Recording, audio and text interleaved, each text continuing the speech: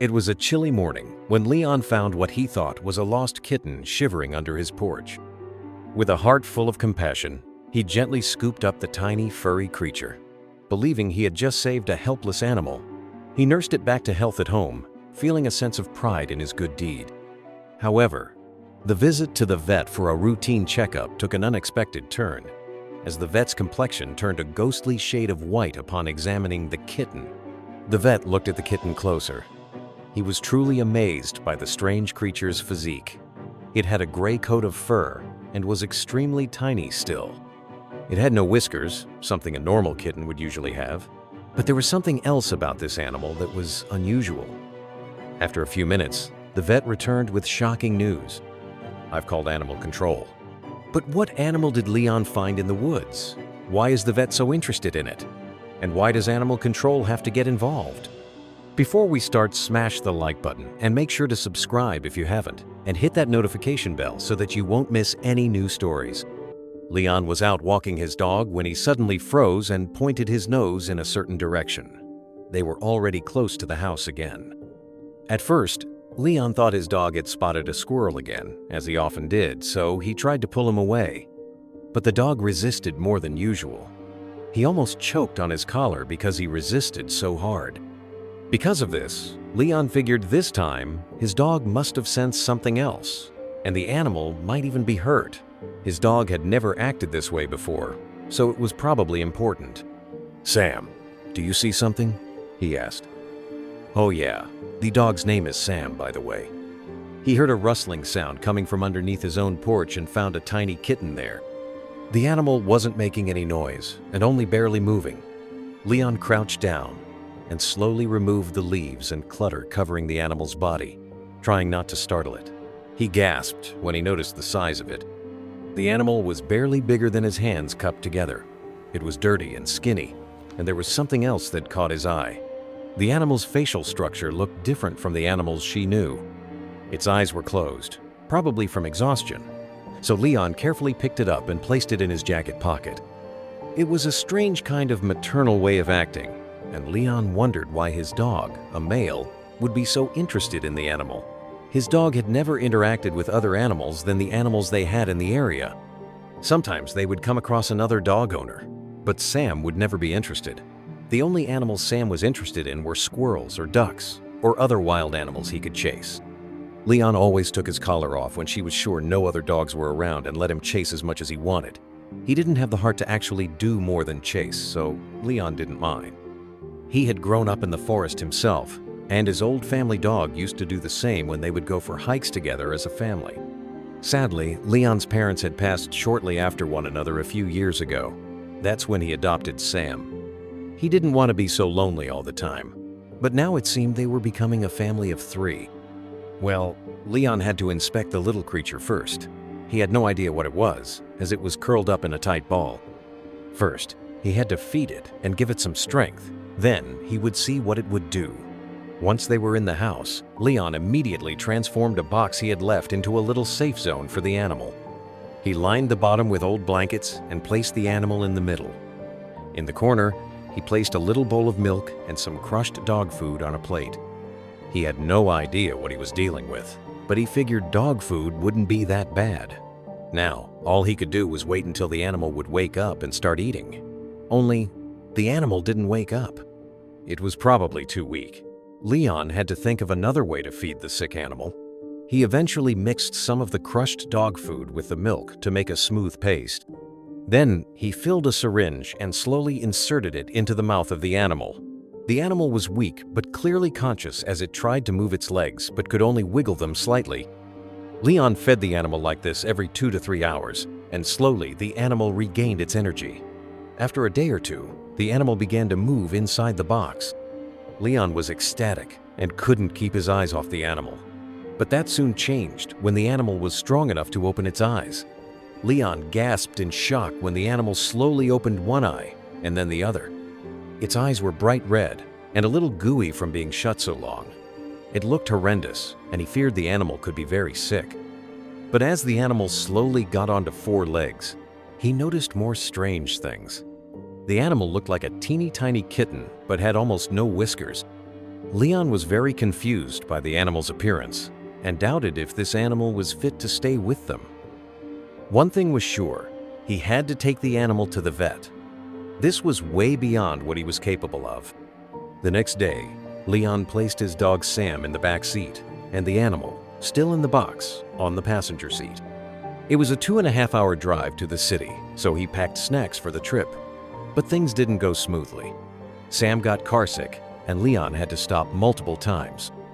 The car smelled terrible, and the animal developed diarrhea. Though tempted to turn back, Leon pushed through for the animal's sake. Reaching the nearest town brought him immense relief. He smiled slightly, despite the mess it had been a chaotic journey. But they made it. Seeing Sam enjoying the breeze through the window even made him laugh. Peeking into the box, Leon noticed the animal seemed more alert and had an appetite, eagerly eating some crushed dog food. But the relief was short-lived as he reached the vet clinic. While passing by to find parking, Leon spotted a note on the clinic door. "Sorry, emergency, back tomorrow." His heart sank. Was this trip all for nothing? Across the street, a room for rent sign caught his eye. He approached the building and was greeted by an elderly lady. When asked about the room, she examined Leon, then stepped away to check something. Leon quickly closed the box lid, worried she might reject him if she saw the animal. When she returned, she asked about the box. "Just some old clothes," Leon replied. She hesitated, then let him in. The room was decent, though she insisted the dog not sleep on the beta challenge since Sam was used to it. The night was difficult. Sam kept trying to climb on the bed, and Leon had to stop him repeatedly. Eventually, he gave in and joined Sam on the floor. At sunrise, Leon was eager to return to the clinic, but the lady insisted he eat breakfast and even provided food and water for his dog. Grateful, Leon accepted, though he watched a line forming outside the clinic. After eating, Leon rushed across the street with the box. Keeping the lid shut, he joined the queue. A woman explained it was walk-in day, which explained the early crowd. The clinic opened later than expected. Once inside, Leon found the waiting room packed. Every time he asked the receptionist, he was told, 5 more minutes. Frustrated, he considered showing the animal to the receptionist to speed things up, but hesitated. Others had urgent cases, including a woman with a visibly ill rabbit. Still, time was running out, and the animal needed help.